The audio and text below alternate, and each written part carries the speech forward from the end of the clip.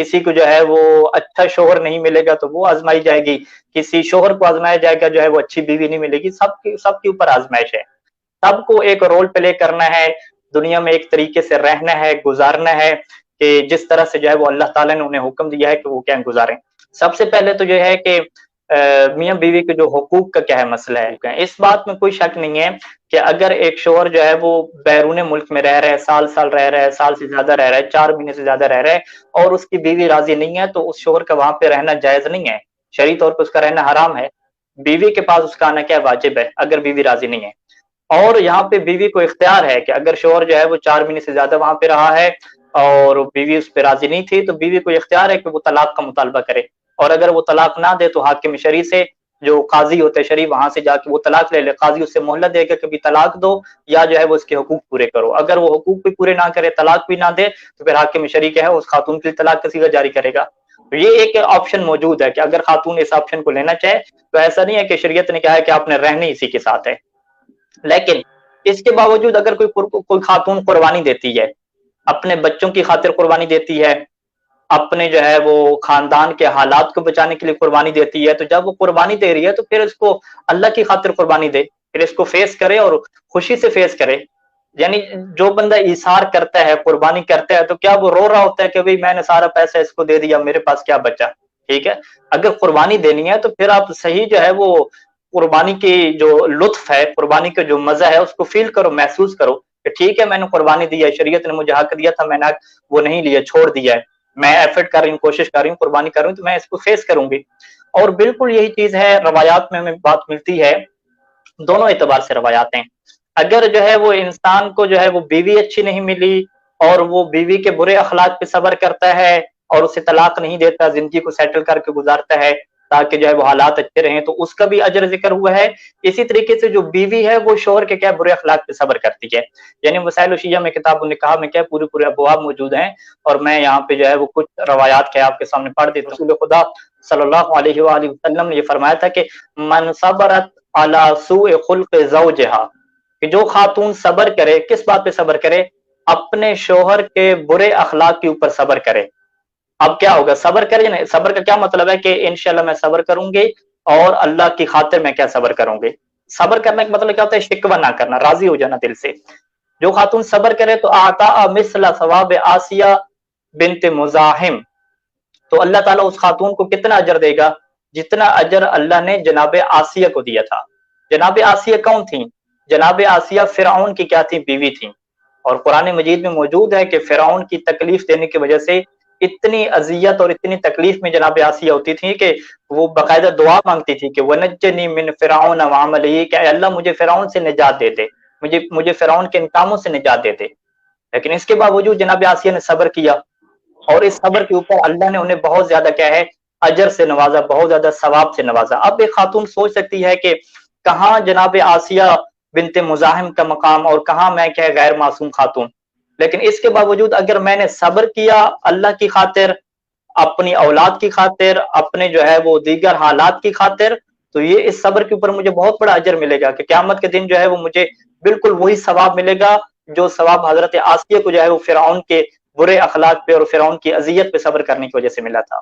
تو کیا آپ کا جو شوہر ہے وہ فرعون سے بھی بڑھ گیا ہے، فرعون سے بھی بدتر ہے؟ کم از کم مسلمان تو ہے، وہ شیعہ علی ابن ابی طالب تو ہے، فرعون سے تو نہیں بڑھ گیا۔ جب حضرت آسیہ خاتون جو عصمت کے کہیں درجے پہ فائز ہیں، اگر وہ صبر کر سکتی ہیں اور ان کو اتنا اجر مل سکتا ہے، تو پھر ہم اور آپ کیا چیز ہیں؟ پھر سب خواتین صبر کر سکتی ہیں۔ اسی طریقے سے اسی روایت کا دوسرا حصہ یہ بھی ہے کہ من صبر علی سوء خلق امرأتہ واحتسبہ، کہ جو اپنی بیوی کے برے اخلاق پہ صبر کرے اور کیا ہے اس کے اوپر راضی ہو جائے، تو اعطا اللہ تعالیٰ بکل مرۃ، تو ہر دفعہ جب وہ صبر کرے گا تو اللہ اس صبر کے بدلے میں اسے کتنا اجر دے گا؟ من الثواب ما اعطى ایوب علیہ السلام علی بلائہ، کہ جو اللہ نے حضرت ایوب نبی کو ان کی آزمائش پہ ثواب دیا تھا، وہی ثواب کیا اس شوہر کو ملے گا۔ حضرت ایوب کے مال ختم ہو گیا، اولاد اللہ نے لے لی، اتنی سخت بیماری میں مبتلا ہو گئے، لیکن اتنا انہوں نے صبر کیا، شیطان انہیں ورگلاتا رہا، لیکن انہوں نے زبان سے ایک جملہ بھی شکوے کا کیا جاری نہیں کیا، اللہ کا شکر ادا کرتے رہے کہ اللہ نے مجھے وجود دیا، اللہ نے مجھے اس قابل سمجھا ہے کہ میں امتحان سے کیا گزارا جاؤں۔ تو اب آپ خود دیکھیں کہ आप जो है वो, मैंने बहुत सारे नौजवानों से ये सुना है कि देखें जी हमारी पसंद की शादी नहीं हो रही, वालिदैन क्या है हमें मजबूर कर रहे हैं, तो अब हम क्या करें, ठीक है। आप जो है वो अहले बैत अलैहिस्सलाम की ज़ौजात को देख लें, आप हज़रत रसूल खुदा सल्लल्लाहु अलैहि वसल्लम की बीवियों को देख लें, दीगर क्या अफराद की बीवियों को देखें, क्या सबको जो है वो बिल्कुल नेक बीवियां मिली हैं? क्या अंबिया को, क्या हमारे इमामों को बीवियों ने अजियत नहीं दी? क्या हमारे इमाम ऐसे नहीं गुजरे कि बीवी ने उन्हें जहर दे दिया और अपने जो है वो शोहर को क्या शहीद कर दिया, और इमाम पूछते रहे कि क्या मैं तुम्हारा अच्छा शोहर नहीं था, क्या मैं तुम्हारा अच्छा इमाम नहीं था? तो आप खुद देखें कि जब अल्लाह के मुकर्रब तरीन बंदों ने अपनी इस तरह की बीवियों को फेस किया है, जिन्होंने उन्हें तकलीफें दी, जिन्होंने अपने जुमले से उन्हें अजियत दी, फकत किस लिए फेस किया है? ताकि एक मुआशरा अच्छे तरीके से चल सके, ताकि जो है वो इस्लाम फैल सके, ताकि मुआशरे में फसाद पैदा ना हो। तो जब वो लोग सब्र कर सकते हैं तो आप और हम क्या चीज हैं? अच्छा, नौजवान कहते हैं कि जी जिंदगी खत्म हो गई, पूरी जिंदगी में जो है वो एक ही दफा शादी होती है, अब बार बार शादी थोड़ी होती है। भाई कहाँ जिंदगी खत्म हो गई? जिंदगी असल है दूसरी जिंदगी।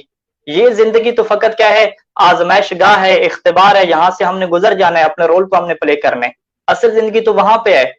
भाई ये क्या जिंदगी है कि जिस जिंदगी में आप देख रहे हैं कि बच्चों को मारा जा रहा है, बम धमाके हो रहे हैं, लोगों को जो है वो सड़कों पे घसीटा जा रहा है, कई लोगों की जो है वो चीजों को जो है वो तोड़ दिया जा रहा है, इतना जुल्म हो रहा है, किसी को इंसाफ नहीं मिल पाता। ये क्या जिंदगी है?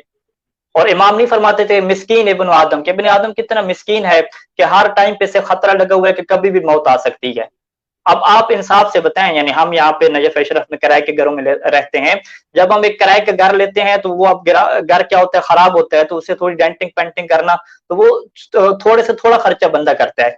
क्यों? वो कहता है कि यार ये मेरा अपना घर थोड़ा ही है, मैंने छोड़ देना है ना। उसे पता होता है कि साल के मैंने एग्रीमेंट किया है, 6 महीने के मैंने एग्रीमेंट करना है, 6 महीने के बाद, साल के बाद मैंने छोड़ना है। फिर भी वो उसके ऊपर क्या करता है, ज्यादा खर्चा नहीं करता। और वो घर के जिससे उससे हर टाइम पे पता भी ना हो, किसी भी टाइम पे उसे छोड़ा जा सकता है, कभी भी आर्डर आ सकते हैं, एक सेकंड भी नहीं लगेगा कि फौरन उसको घर से निकाल दिया जाएगा। अब इस घर के ऊपर कोई बंदा खर्चा करेगा? वो कहेगा नहीं, इससे बेहतर है कि मैं अच्छी जगह पे खर्चा करूं। ये कैसा घर हुआ? तो इब्ने आदम कितना मिस्कीन है, मासूम फरमाते हैं कि इसे पता ही नहीं है कि किस टाइम पे इसका बुलावा आ जाए और कब क्या उठ जाए। इसी वजह से तो जो है वो एक साहबी ने मौला से फरमाया था कि मौला खुलिकना लिल फना, हम तो पैदा ही मरने के लिए हुए हैं ना। ये जिंदगी कैसी है कि बस हर कोई मर रहा है, हम भी मर रहे हैं, इतनी जो है वो लोगों के ऊपर मुसीबतें आई हुई हैं, इतनी टेंशन का माहौल है, हम मरने के लिए पैदा अल्लाह ने हमें किया ना।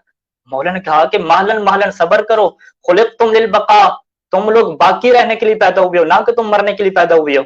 क्या तुमने नहीं सुना कि जन्नत जो है वो हमेशा के लिए होगी, वहां पे तुम हमेशा के लिए रहोगे। तो ये जो जिंदगी है, इस जिंदगी में हमने एक अच्छा किरदार पेश करना है, अपना एक रोल प्ले करना है। हम हमेशा इसी टेंशन में रहते हैं कि यार हमें किसी ने पूछा नहीं, हमारे एहसास को किसी ने महसूस नहीं किया, हमें जो है वो किसी ने खाना ला के नहीं दिया, हमें हमें किसी ने पूछा नहीं है कि आप कैसे हैं। इसी इसी टेंशन में पड़े हुए हैं। हालांकि आपकी और आपकी जिम्मेदारी क्या है कि आप इंसानियत की खिदमत करें, आप दूसरों से बढ़ के जाएं।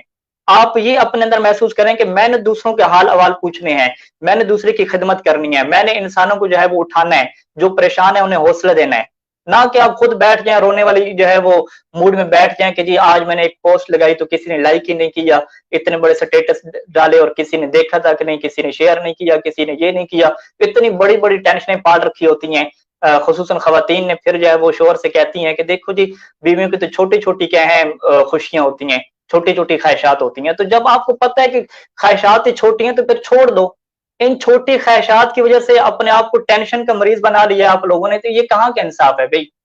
यानी अगर इंसान को पता है कि ये दुनिया खत्म हो जानी है, मेरी छोटी सी ख्वाहिश है, छोटी सी टेंशन है, सब खत्म हो जाना है, तो फिर इंसान क्यों इसको इसको अपने ऊपर सेन पे सवार करे?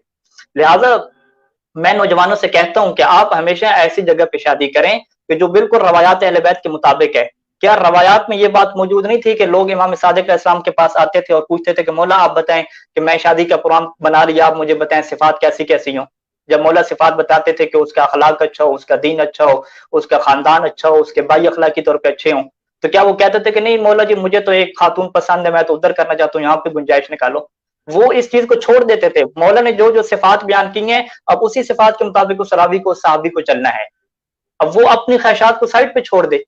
जब आपको अहले बैत अलैहिस्सलाम ने एक तरीका बताया है और फिर दुनिया के बारे में आपको बता दिया है कि भाई दुनिया आपकी आजमाइश और इम्तिहान की जगह है। ये सबसे पहले आप ये देखेंगे दुनिया है क्या। दुनिया को आप मैटेरियलिस्टिक जो मादी लोग हैं उनकी निगाह से आप ना समझें। आप اللہ के रसूल की ज़बान से समझें, अमीरुल मोमिनीन अलैहिस्सलाम की ज़बान से समझें। वो आपको वाज़ेह फरमा रहे हैं कि दुनिया दारुल इब्तिला है, दारुल इख्तिबार है। दुनिया में आपको एक ऐसी टाइम के लिए रखा जा रहा है कि जिसमें आपका इम्तिहान लिया जा रहा है। जब इम्तिहान लिया जा रहा है तो अब उसमें मेरी मर्ज़ी क्या होती है भई? जब इम्तिहान लिया जा रहा है तो उसमें मुश्किल सवाल भी आते हैं, आसान सवाल भी आते हैं। एक खातून की शादी नहीं हो रही, लड़के की शादी नहीं हो रही तो क्या हो गया भई? क्या ज़िंदगी खत्म हो गई है? सब कुछ खत्म हो गया, अब खुदकुशी कर लें, सब कुछ नहीं मिला। ये कौन लोग कहते हैं जिनके मुताबिक यही दुनिया एंड है? उनके मुताबिक ये हो। लिहाजा इस टेंशन से कोई बाहर निकल आए कि भई लोग मुझे नहीं चाह रहे, मेरा एहसास नहीं कर रहे, बीवी है तो वो मुझे खाना पेश नहीं कर रही, शोहर है तो वो मेरे एहसास की कदर नहीं कर रहा, जज्बात की कदर नहीं कर रहा। नहीं कर रहा तो नहीं कर रहा, ठीक है? आप अपनी क्या शरई ज़िम्मेदारी को पूरा करो। अगर शरई ज़िम्मेदारी को पूरा करते हो और अल्लाह की खातिर पूरा करते हो तो दूसरी ज़िंदगी रहती है। दूसरी ज़िंदगी जो आइडियल ज़िंदगी है वो रहती है। वहाँ तक आप चले जाएँगे तो ये सारी टेंशनें क्या खत्म हो जाएँगी। लिहाजा जिन ख़वातीन की शादी नहीं हो रही, जिन मर्दों की शादी नहीं हो रही, पसंद की शादी नहीं हो रही, शोहर का अखलाक बुरा है, बीवी का अखलाक बुरा है, तो वो अहले बैत अलैहिस्सलाम की ज़िंदगी उनके सामने मौजूद है। हालाँकि ये खालिस फ़िक्र इस वजह से आई है कि दुनिया को हम लोगों ने ये समझ लिया है कि शायद इधर ही हमने रहना है या शायद ये दुनिया ऐसी है कि जिससे हमने बहुत कुछ हासिल करना है। जबकि दुनिया फ़क़त एक आज़माइशगाह है, इसमें आपने अच्छे से अच्छा अपना प्ले करना है, अच्छे से अपना-अपना रोल प्ले करना है और अल्लाह जितनी जिसको आज़माइश देता है बड़ी, इतना उस बंदे के लिए बहुत बड़ा इनाम है। ये तो बहुत बड़ी खुशी की बात है, अल्लाह का शुक्र अदा करना चाहिए कि उसने हमें पैदा किया और इस आज़माइश के हमें काबिल समझा कि हमें इस आज़माइश से गुज़रें, तो फिर ऐसी ज़िंदगी दे कि जो ज़िंदगी बिल्कुल बाकी रहने वाली हो, जिसके अंदर कोई किसी किस्म की टेंशन ना हो, इंसान बिल्कुल हर किस्म की क्या है महदूदियत से, आँखों की महदूदियत, जिस्म की महदूदियत, खाने-पीने की हर चीज़ से क्या है आज़ाद होके रहे। तो ये वो ज़िंदगी है कि जिसके लिए हमें क्या है आज़माइश से गुज़ारा जा रहा है। तो लिहाज़ा ये सारी की सारी जो मुश्किलात जन्म लेती हैं, ये जो टेंशन की बीमारियाँ हैं, जितनी बीमारियाँ हैं, वो इस वजह से है कि लोगों ने अहले बैत के दर से दुनिया को समझना छोड़ दिया है या अहले बैत ने दुनिया को जैसा समझाया है, वैसा लोग समझना नहीं चाह रहे। तो ये सारी मुश्किलात यहाँ से पैदा होती हैं।